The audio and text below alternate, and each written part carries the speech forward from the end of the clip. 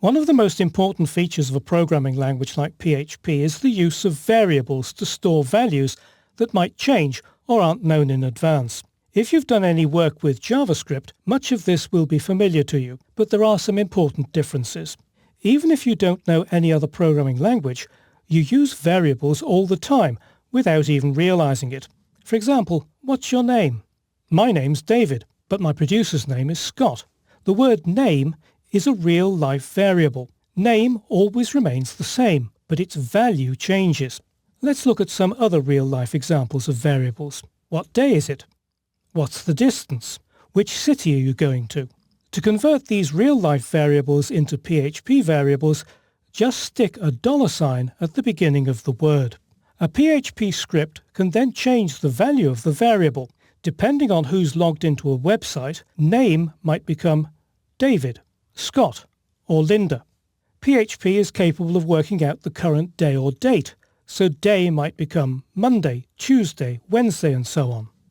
Using a database and input from a form, distance might be displayed as 380 miles if the city selected is San Francisco. But if the city changes to Santa Barbara, distance changes to 95 miles. When creating variables, you can choose any name you want, but descriptive names like those I've used here make your code much easier to understand. There are just a few simple rules governing the names of variables in PHP. A variable must always begin with a $sign. Use only numbers, letters, and the underscore. In other words, no spaces are allowed. So if you want a variable to be made up of multiple words, use a capital letter for the second and any subsequent words. This is often called camel case. Alternatively, use an underscore to join the words.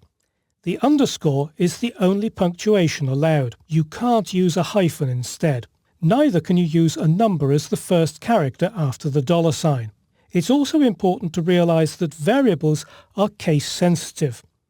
A variable called name that begins with a lowercase n is not the same as name with a capital N.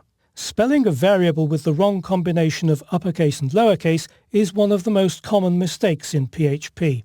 One last rule. Although you can call variables just about anything you want, there's one exception. This is a reserved word. Variables in PHP can store all sorts of values, bringing flexibility to your scripts.